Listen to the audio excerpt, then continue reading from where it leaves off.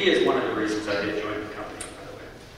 But let's go ahead and get started. We're going to talk about discipline and criminalization, and if that does stop accidents in companies. First, I want to thank Mark and Linda for giving me the opportunity to be up here. It is a true honor, and this is something I feel very passionate about. So let's just go ahead and jump into the presentation. Well, the first question we ask is investigations, is the purpose to find out who to blame? We all know it's not, right? We know the answer to that. Is it to find out who to apportion liability to?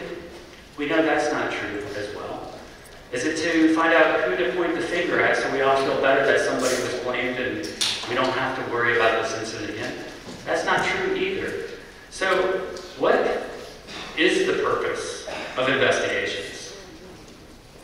Right? It's to really find what the underlying issues are so we can prevent that incident from happening again. So during this presentation, I'm going to tell a couple of real-life stories. Probably stories you may know a little bit about. Hopefully I'm able to educate you about the real issues that were going on with these stories. And we can decide as a group to see if the criminalization and the punishment that the people involved received is really going to stop accidents from happening in the future. So we're going to start with the USS Fitzgerald. This is our first real-life example. Now, what happened? Unfortunately, 7 sailors lost their lives. They collided with a cargo ship in, I think it was June 2017. They were going out of Japan, so it happened off the coast of Japan. They were on a secret mission to the South China Sea. And they ran into a cargo ship 3 times its size. So this cargo ship goes right into the side of the USS Fitzgerald. Neither ship took evasive actions. They just ended up colliding in the sea. So you can see extensive damage to the USS Fitzgerald, and they were probably, luck is not the right word, because when you hear this story, you'll know how heroic the crew responded to this accident. But it's amazing only 7 people lost their lives in this accident. It's amazing the ship stayed afloat. So 2 months after the collision, a report came out, or an announcement came out from the 7th Fleet. They put a statement, and they said, after a thorough review of the facts and circumstances, it was determined that the commanding officer, the executive officer, the master command chief, they all should be relieved of their duties. In addition, several other officers on that ship were disciplined with other forms of discipline. So they said the commander should be relieved of duties because there's a loss of confidence in his ability to lead. The other 2 officers were relieved because of inadequate leadership.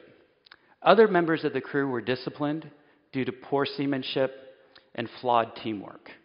A lot of blame there, right? A lot of blame. In the very same announcement, though, on the same page, where the commanding officers were blamed and disciplined for poor performance and poor leadership, it praised the crew. I put the announcement up here. The announcement said, it was also evident from the review that the entire Fitzgerald crew demonstrated real toughness that night. Following the collision, these sailors responded with urgency, with determination, with creativity. Their rigorous damage control efforts and dauntless fighting in the immediate wake of the accident prevented further loss of life. So this statement seems a little inconsistent, right? They blame these officers for poor leadership, but yet the crew responded better than I would imagine in the face of adversity. So it was kind of the first thing, no, that's not my head, but it was kind of the first thing that made me think, man, something doesn't add up. So it was one of the cases or one of the stories where I thought, yes, I want to dive deeper into this for this presentation.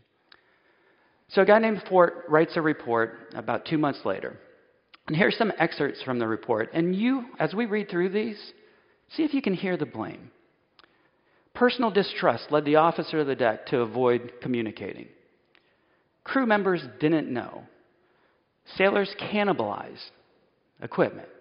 Not each other, equipment. That's a different story. Crew members plagued by low morale. Dysfunctional chief mess. Officers who appeared indifferent. Fitzgerald command leadership was unaware of just how far below the standards their command had drifted. Again, inconsistent from what actually happened on the ship that night when those sailors had to respond to the emergency. So then the collision report comes out. And as we go through these findings that the report gave, start thinking about, are these root causes? You guys are trained. You guys know. You guys can tell. As we read the findings, you tell me, are these root causes? Many of the decisions made that led to this incident were the result of poor judgment and decision-making of the commanding officer. The officer of the deck and bridge team failed to comply with the international rules of the nautical road. The bridge team and combat information center teams did not communicate effectively or share information. The officer of the deck, responsible for the safe navigation of the ship, did not call the commanding officer on multiple occasions when required by naval procedures. And then the last one I pulled out, supervisor and watch team members on the bridge did not communicate information and concerns to one another as the situation developed. Are these root causes? What do they sound like? Who said causal factors? Yeah, a lot of people did, right. Oh, good, we're doing a good job teaching. So they're causal factors. They're the mistakes, right? They're the mistakes that were made that led to the incident. And I guarantee the leadership sat around the table and they tried to fix these causal factors instead of finding the underlying root causes of why this accident occurred. And they did that. They wasted the opportunity to actually fix the real issues. I think they probably thought, you know what, if we make an example of these guys, anybody after is going to think twice about making the same mistakes. It's the ultimate kind of, hey, you know, everybody that's seen what happened to these guys, you better do better next time. So the initial fix, kind of the knee-jerk reaction after the report came out, was that the Navy moved quickly and they prosecuted members of the ship's crews. It declared all but incompetent and stripped the naval officers of their command. And did I say prosecute? Yes, I said prosecute. Besides relieving them of their command, they brought them on charges. They brought them on charges of negligent homicide, negligent hazarding a vessel, and dereliction of duty resulting in death. Now, 2 years later, maybe they saw the light. They dropped the charges, right? So they decided to give them letters of censure. And these letters carry no legal weight, but they are used within the military to publicly shame the officers or service members. So maybe they saw the light. At least they're not up on charges and face jail time. So I wanted to look further into this, and I found a letter to one of the fallen soldiers' families from the Navy. And it said, the cases are being dismissed against these officers for legal reasons that continue the prosecution of either officer. It wasn't because they saw the light or that they thought it was unfair. It was because a military judge disqualified the convening authority in the case because he made prejudicial statements which took him out of his neutral role. So they couldn't continue with the prosecution. So they decided to punish the officers through these letters of censure and these career-ending letters. You know, Dana's military, she knows. So you guys remember Rick from the course? Not Rick, but Rick from the course. One of the fathers of the sailors who died told the Stars and Stripes that the Navy was unfairly, this is one of the fathers of the fallen sailors. He told the Stars and Stripes that the Navy was unfairly placing blame on the officers when the post-collision report clearly indicated there were greater problems. He said the crew were the scapegoats. Senior management in the Navy knew about these issues, and they did nothing. So that made me think, okay, so what's he talking about? How does he feel this way? How can a father that lost their son feel like the ship's crew wasn't responsible or the captain wasn't responsible for the death? So here's a quick timeline. February 2010, a report comes out stating that the Navy's attempts to create efficiencies had instead harmed the fleet, resulting in cuts to staffing, training, and maintenance. This was 7 years before the accident. 2012, The Navy Undersecretary tried to convince the Deputy Defense Secretary that the pace of operations being demanded on the Navy ships were overtaxing the fleet. In response to one operation request, he presented data proving that fact. The response he got was, "I don't believe the data. Keep going." January 2013, a three-star admiral warned that readiness was headed towards a downward spiral. It's getting harder and harder to look the troops in the eyes. This is from Navy, somebody high up in the Navy. The same day, he started getting calls from representatives of the Chief of Naval Operations chastising him and saying, "How could you possibly do this to the Chief Naval Officer?" They're worried about one guy, not all the sailors in the seas. Mid-2013, the admiral said that a few months after his speech drawing attention to the Navy's readiness problems, the Chief of Naval Operations asked him to retire early. There's a lot, right? August 2013, the admiral then authors a memo forwarded to the Chief Naval Operations warning about the confusion created when the same systems have different interfaces on each ship. We know from our investigations that's potentially a huge problem. They're trained on one ship, they go to another ship, have a different system to operate without the proper training. There's going to be mistakes made. May 2014, the admiral writes another memo warning the continued shortage of trained and experienced sailors. If we continue to invest in the latest and greatest equipment and the most capable weapon systems without making an equivalent investment in our workforce, we'll move further away from being a ready force. Again, he saw no action taken. March 2016, in her first months of office, a new Navy undersecretary becomes convinced that the Navy was devoting too many resources to buying new ships and weapon systems and dangerously neglecting the readiness. She expressed her concerns to the Secretary of the Navy, who refused to act and told her, "Stop talking to Congress, causing problems." Now we're getting to the year that the collision actually happened. So in February 2017, a three-star admiral provides a four-star admiral data showing readiness is suffering because his fleet was being assigned too many operations. The four-star admiral replies that he will assign a deputy to investigate it, but the three-star admiral never hears back. And it's just one time he said that he raised alarms and he got no response or little or no support. So then the collision happens in June 2017. 2 months after that, we had another collision. In August 2017, the McCain collision happened. And the same three-star admiral said the four-star admiral fired him, saying, "I got to get rid of you. Otherwise, they'd be looking at me." It's crazy. The three-star admiral is Joseph Acon, and he took early retirement after that. And by the way, Mark just informed me before this presentation, the commanding officer aboard the USS McCain will be in Knoxville speaking next year, which I'm really looking forward to talking to him. So Joseph Acon says it better than I can. His quote here makes me think that he knows punishing people for the collisions in Japan will not fix the problems which he believed were systematic. He knows they will never find the underlying fixable root causes by punishing individuals who made mistakes instead of truly investigating the conditions around those mistakes and taking each one of those mistakes through a credible root cause analysis process like Taproot. So do you think, after learning about this story, do you think relieving the commanding officers, throwing criminal charges at them, do you think that's going to stop accidents going forward? Does it sound like there were other issues? Yeah, it does. So, or do you think, is the better route to do a blame-free investigation, including these officers in that investigation, so we can be more effective in finding the real root causes of this type of accident?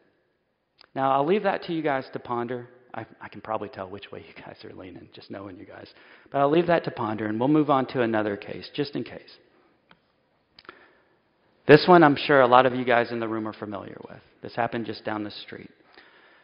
And as I stand here today, the Arkema executives are fighting for their freedom. Their opening statements in that case, I think, were finished early last week. But before we get into all of that, let's start at the beginning. The incident When all was said and done in this incident, 23 people sought medical attention after over 300,000 pounds of combustible peroxides caught on fire. And basically what happened in this incident is Harvey happened. And a lot of you guys in this room did experience Harvey. But I have a couple statements here just to help remind us how truly this was an act of God. Hurricane Harvey turned out to be the most significant tropical cyclone rainfall event and the second most costly hurricane in U.S. history, besides Katrina. Over the course of the storm, Hurricane Harvey killed 68 people, it flooded more than 300,000 structures, and it displaced 40,000 people.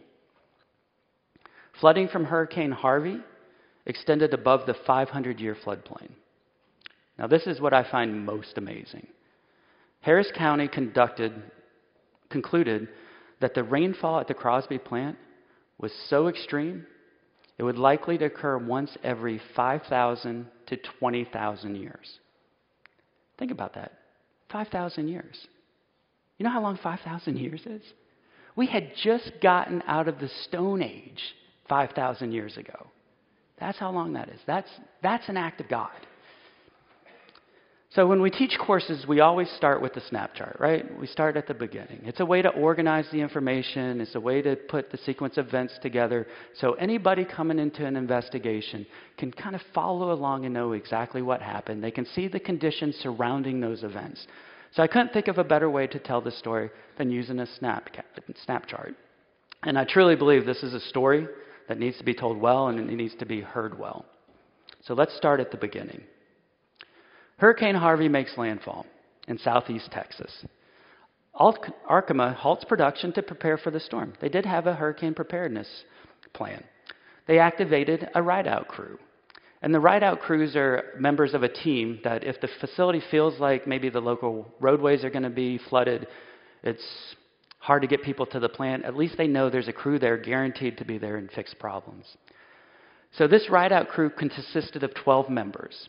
Now, management, operations, the refrigeration specialists, maintenance, electricians, they were all represented on this team. They were prepared for pretty much anything. So they get started. They de-energize some electrical equipment to prevent short-circuiting due to the flooding.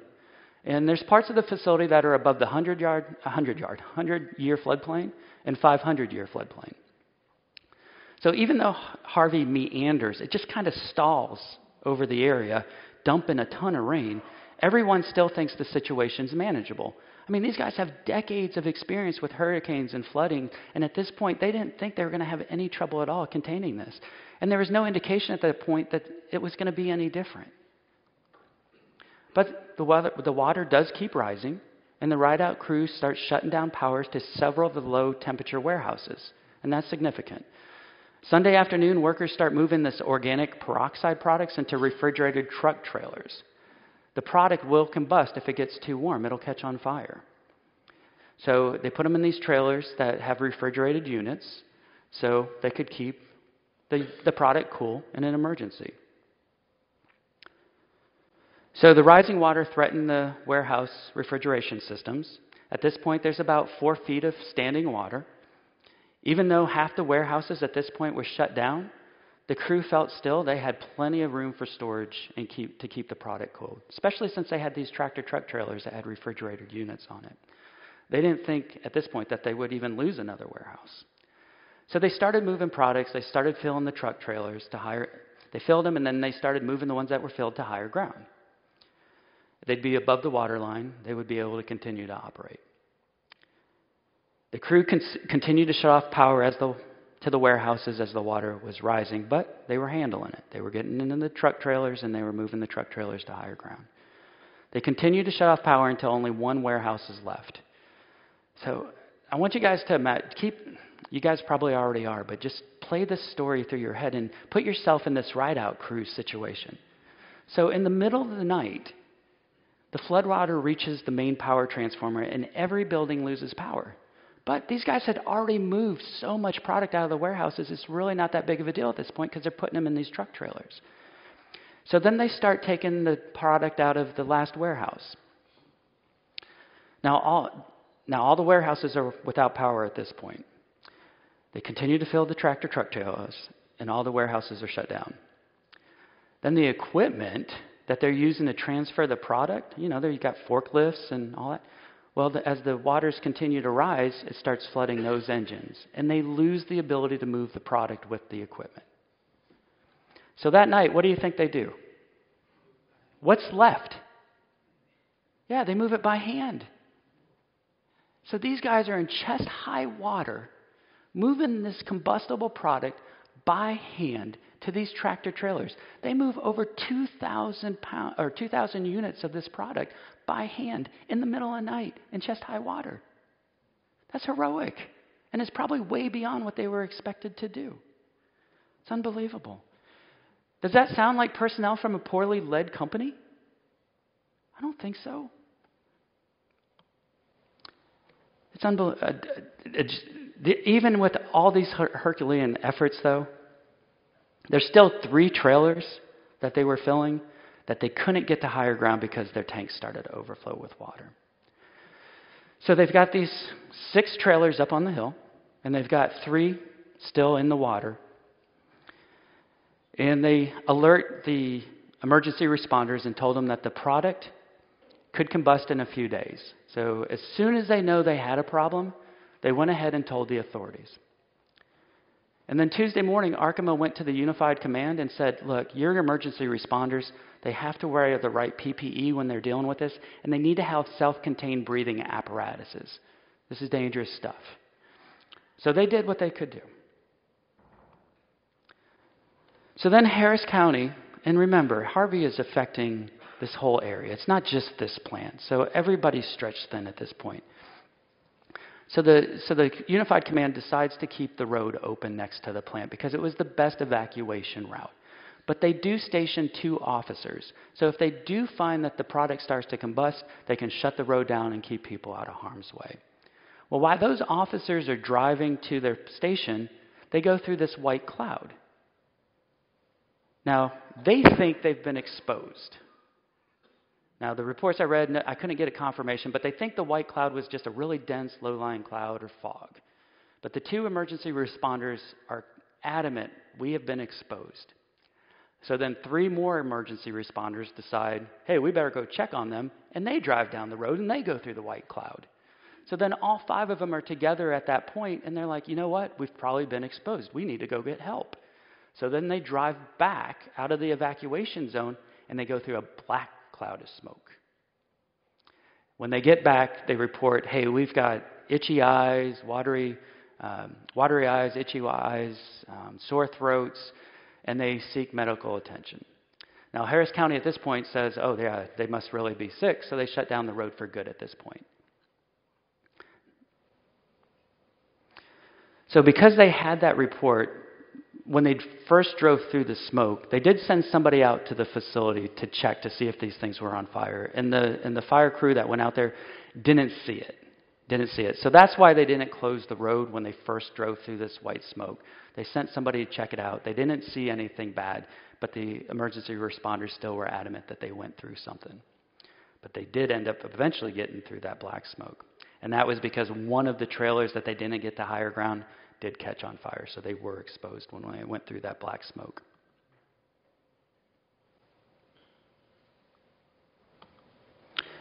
So I got a little head on the slide, so now I'm catching up. The emergency responders did call for medical assistance. They shut down the highway. All this was happening. The organic peroxide did combust.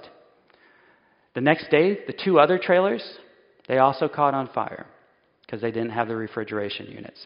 Now, the 6 trailers on the higher ground, everybody assumed they were still working because they didn't catch on fire. But they didn't have boots on the ground, so they couldn't be sure. They thought maybe there's still a chance that these trailers would combust, and they still kept the evacuation zone in place. Well, then the residents started getting really antsy. They want to check on their homes because they've been gone for over a week now, and they wanted to check damage and anything else that was occurring. So the emergency responders put a plan together to conduct a controlled burn. Then on Sunday, September 3rd, this is 9 days after Arkema started to prepare for Harvey, the emergency responders conducted the controlled burn to end the evacuation. The next day, everyone was able to get to their homes. And after it was all said and done, like we said, 23 people sought medical attention and over 300,000 pounds of peroxides combusted. Some intentionally, some unintentionally. So prosecutors now have brought 2 different charges against Arkema and its executive team. The company's CEO and the plant manager are accused of recklessly releasing chemicals into the air due to the fire. The charge carries a fine up to $1 million for the company, and both those executives, the plant manager and the CEO, could face up to 5 years in jail for this. And get this, the plant manager that's may go to jail, he was in the ride-out crew. He took the responsibility to be in that ride-out crew. Does that sound like poor leadership? So then Arkema was also charged, and the vice president of logistics was charged with felony assault, allegedly for misrepresenting the dangers of the unstable chemicals that the plant posed to the community. So that led to the injury to the officers, they said. Now, if convicted, the company could be fined, and the VP of logistics could face up to 10 years in prison. At the time, the VP of logistics was in Pennsylvania. I don't know if I've ever heard of anybody being charged with felony assault half a continent away from its victim. So it doesn't make any sense to me at all until I started reading the prosecutor's statements. So if you read them, it does start to make mistakes. And by the way, this DA, it's an elected official. So think about that when you hear these statements. Harris County District Attorney has said the indictments were a wake-up call to companies. Responsibility for pursuing profits over the heads of innocent people rests with the leadership of Arkema. Companies should be on notice. So is this really about Arkema, you think, this prosecutor going after these charges? Is it about stopping accidents? So the bottom line is this. An independent board found Arkema had set up they did everything they were supposed to do. They set up industry-required plans, procedures. They had backup power in case they lost power. They had the generators. They just said they were overwhelmed, just like the rest of Houston. They said it was a storm that was likely to occur only once in every 5,000 years. And to me, the tragic thing is they almost made it, right? Because of their efforts, they almost didn't have an incident. If they could have just got those 3 last trailers to higher ground, they wouldn't be facing jail time. They tried. The official summary from the U.S. Chemical and Hazard Investigation Board says Arkema did indeed comply with the law and industry standards. So why are these 3 people facing jail time? So here's my question to you from this story. Will prosecuting these executives prevent another act of God? We all know that's not true. And here's something else to think about. Maybe standards do need to be changed. Maybe we are seeing new weather patterns. Whose job is it to introduce those standards? Is it prosecuting attorneys in our court system? Or is it the regulatory boards with the expertise to do it right? One thing I can bet on, though, putting the Arkema executives in jail, it's not going to stop. It's not going to stop accidents caused by acts of God. So if I haven't convinced you yet, here's one more story. And this is something that will touch all of us at some point if it hasn't already. So I want to thank Ken Turnbull. Where's Ken? There's Ken. Ken Turnbull actually brought this story to me about, maybe a year and a half ago. We were doing a course together, and this guy, he reads the news every day. He comes in, he has current events, and he puts them into his course. It's really neat. So he pointed me in this direction, and this is a tragic story, but it's a great story to learn from. So we will all be a patient in a hospital one day, if we haven't already. And it's in our best interest that when things go wrong in the hospital and people make mistakes, that they're able to investigate it, get the right information so they can detect and correct any issues and not have people hide mistakes that put us at risk. So I'm going to play a short video that just gives you an overview of this incident. And there's some really dramatic music that's not playing right now.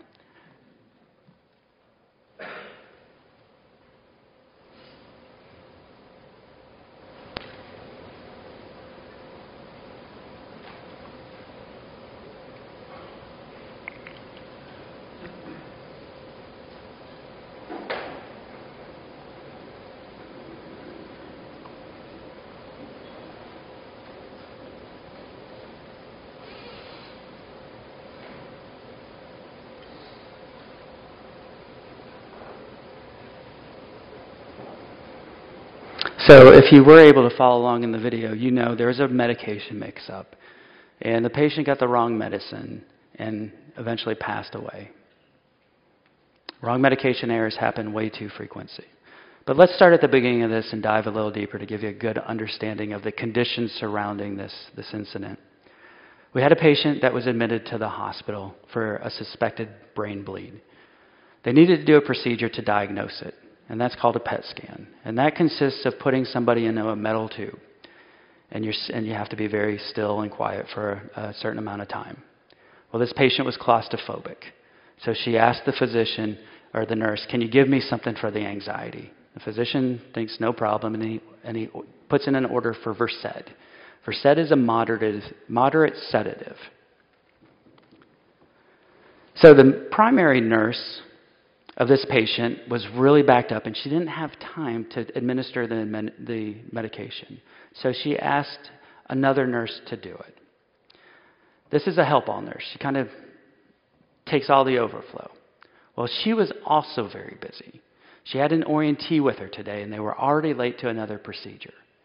But sometimes patients need our help. If this patient couldn't get the medication, they would have to reschedule, and then the patient would be in the hospital another day, and that's a problem for most people. It would be a problem for me. So she agrees to do it. She goes to an automatic dispensing cabinet. If you're not familiar with an automatic dispensing cabinet, these are cabinets that are throughout the hospital, so if nurses or doctors need medication quickly, they can punch in what they need. It's verified through orders and pharmacy checks, and then they pull out the medication quickly. So she goes to the ADC, the automatic dispensing cabinet, and she types in VE, starting to type in Versed. She types in Versed, and she can't find it on the list. So instead of taking the time to find out why she couldn't find it, she selects an override function on the machine. Now, this is common practice to have an override function to get the medication that you need in an emergency. Now, she admitted to doing that. She said she's done it before. Nobody's ever said anything, and it does let her get the medication out quicker. They did interviews with other clinicians. They said they all do it. It was just an accepted shortcut to get what they need when they're just backed up. If she would have taken the time to find out what was wrong, if she had the time to do that, she would have found that the automatic dispensing cabinet was set on generic names for the drugs. So she was using the brand name. So Versed wouldn't pop up. So she hits override thinking she solved her problem. She types in VE. She's talking to her orientee about the swallow study that they were already late to, and she types in VE, hits the medicine, pulls the medicine out of the cabinet. She walks away from that cabinet believing she has Versed in her hand. She actually has vecuronium. Vecuronium is a powerful, powerful paralytic. It's what they give patients if they have cardiac arrest, if they're moving around. It paralyzes them very quickly so they can intubate them or get the medical attention to them that they need. Now, she fully thinks she has a sedative. So think about that the whole rest of the story. In her hand, she believes she has a sedative.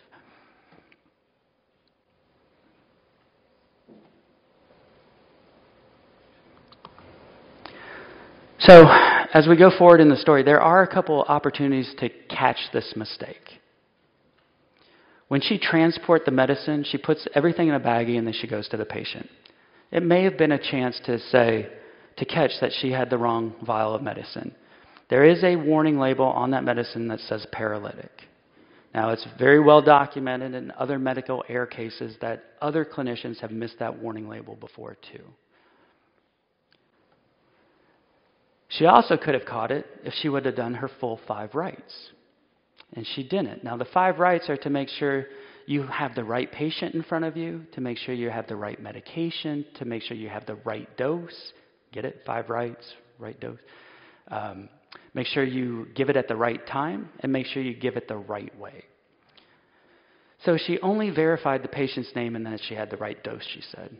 She thought she had a sedative, and she said that, I just had a sedative, I was in a hurry, I didn't do everything I was supposed to do, I broke policy. Now, she said she doesn't do that hardly ever. But she did that day. So it's another mistake that you see the holes lining up in that Swiss cheese, right? So then she might have caught it when she actually mixed the medication for administration. Again, she missed that label saying that she had the wrong medicine. So then she gives the wrong medication to the patient. She gives a paralytic. So all the holes are lining up. Then another mistake. The radiology tech and the nurse tell the patient someone will be back shortly to take her to the procedure. They don't stay and monitor her reaction to the medication.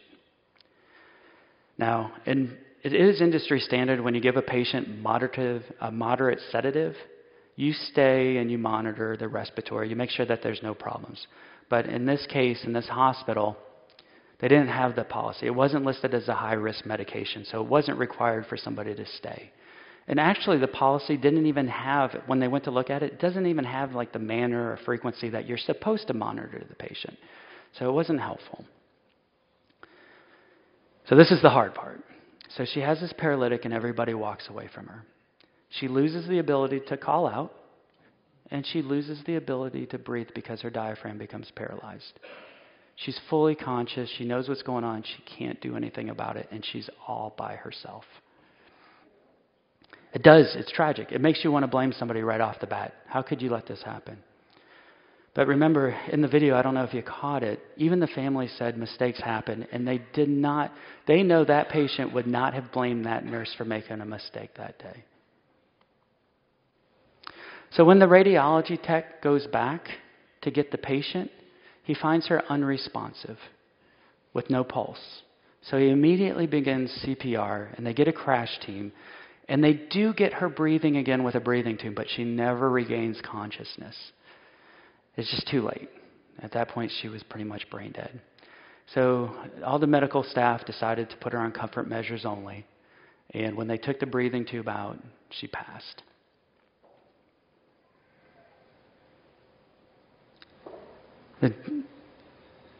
That's tragic, and also the reason she went to the hospital, remember, the suspected brain bleed, the prognosis was a full recovery. When she went to that procedure, she was alert, she was oriented, she knew enough to ask for something for her anxiety. Very avoidable. Very avoidable. So all these mistakes just lined up exactly wrong for her that day. So the bottom line in this story is yes, the nurse made mistakes. And if I really put myself in her situation, it's mistakes I certainly could have made if I was in her position. If my focus was on getting to my next patient and getting the people the care that they need, making sure the trainee assigned to me gets what they need, I might have made the same decisions. I think it could have happened to anyone. And if you say it couldn't happen to you, you're probably lying to yourself, or you haven't been faced with making a decision or a calculated risk to get people the help that they need when they need it. So to me, the real problems are this. One, the system didn't have strong enough safeguards to protect the patients from mistakes people will make. And two, if you think about it, this nurse, she was actually motivated to use that shortcut of selecting the override. You guys have, I assume, all been through the 5-day course, and we talk about what motivates our behaviors. Anybody want to? What are the 4 things that we teach that motivate and drive our behaviors? What's one of them?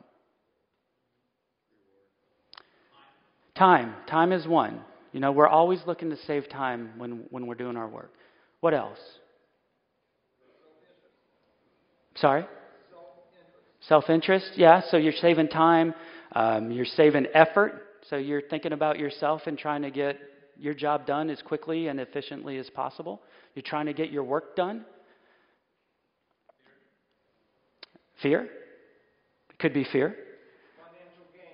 Financial gain. So there's always some kind of bonus that you get that could motivate your behavior. And the last thing is enforcement, right? How people enforce the rules have us choose what we do. It influences how we make our decisions. So let's think about those motivators, the time, the effort, how things are enforced, whatever other bonus they get for breaking procedures. Let's look at that in this case. So we're going to look at this nurse. Why did she choose the override? How was she motivated to do that? Would any of us, every single day throughout our whole career, 100% of the time, resist these motivations? Would we try to save time and effort of trying to find out why we couldn't get the right medication? Would we try to save the effort of finding out why? So we can keep our focus on the patient? Would we reconsider this decision knowing that I've done it before and nobody's ever said anything to me? And I see all my colleagues doing it and nobody has ever said anything to them? Is there any reason I shouldn't try to save time and effort using this shortcut? And the bonus is it does let her get to her patients, right? It doesn't get her involved in this time-sucking problem of finding out why she couldn't get the medication in the first place. So if you put yourself in her situation, she was motivated. It's going to save her time by taking this shortcut. It's going to save her effort. There's no enforcement to this policy. Nobody ever checks. And she's getting to take care of her people, which is what we do in healthcare. Now, the good news is we all know there are things you can do to help motivate people to want to follow the policies. And they're not hard to do. In this case, maybe they just take a list and they make a brand and generic drugs on one list to save time and effort for the nursing staff. This would never have happened if she could have found the right medication the first time. Maybe we enforce it better. Maybe there's a sign-off that people just can't hit the override and not expect any consequences. Maybe there's an auditing trail. Maybe if the hospital can detect it, they can correct it immediately. So there is some repercussions when people choose not to do the policy. Let's help her make the right decision so she knows clearly, without a doubt, if you don't do this, there are consequences. But on the other side of that, maybe we put in a reward system. Maybe depending on the audits and how the audits look, the best wings get a pizza party every month. Who knows what it could be? But let's help them make that decision. Let's help them say, hey, if I do this, everything's going to be okay. If I choose not to do this or follow this policy, I'm going to be held accountable to it. What do you think you're going to choose in that case? You're going to choose to follow the policy. So unfortunately, in this case, all the motivators were working against this nurse. Now, as a patient, put yourself as a patient now. Are you comfortable with healthcare workers hiding mistakes that they make when it could cost you your life? They're going to hide these mistakes because they're not just fearful of losing their job. If we criminalize these mistakes, they're going to be fearful of losing their freedoms. And do we want people taking care of us with that fear and that anxiety? I don't. So charging healthcare workers with crimes when they make a mistake, it's the ultimate do better next time for everybody else. But it doesn't fix the underlying issues. It doesn't fix the underlying issues that allow those mistakes to reach us as patients. We need transparency in healthcare. If someone makes a mistake, do we want them thinking, oh, crud, and hide it? We want them thinking, oh my gosh, I made a mistake. Who do I need to tell to fix this? So we can make sure this patient is safe and eventually learn from it so I don't put myself or my patient in this situation again. Criminalizing healthcare mistakes, it's set in the healthcare industry back 20 years. And we're already 20 years behind your guys' industries that are highly regulated and dangerous. We just can't have that happen. As patients, we cannot tolerate that. So tell me, does criminalizing healthcare mistakes help or hurt our personal safety? It does. It definitely. Ken Turnbull taught me this too. You have to be your own best safeguard when you go to the hospital. These healthcare workers are so overstretched. They're understaffed. They're trying to do the best that they can with what they have to work with. Always take a loved one with you. Always make sure that there's somebody there with your best interest at heart that can challenge decisions. That's the best advice I could give you, pass on, to make sure you stay safe in the hospitals. So let's go back to the beginning. I ask all of you moving forward to continue to remind people punishment and criminalization of accidents do not fix underlying problems. Only proper blame-free investigations can do that. So I do want to thank you for your time this morning. And I do hope that you enjoy the rest of the 2020 Taproot Summit. Okay. I probably should know this, but are we on a break at this point? All right, we're on a break, and we're back here at 10:30. It's our networking event, isn't it? Yep. Okay, 10:30, we're back in this room. Enjoy each other.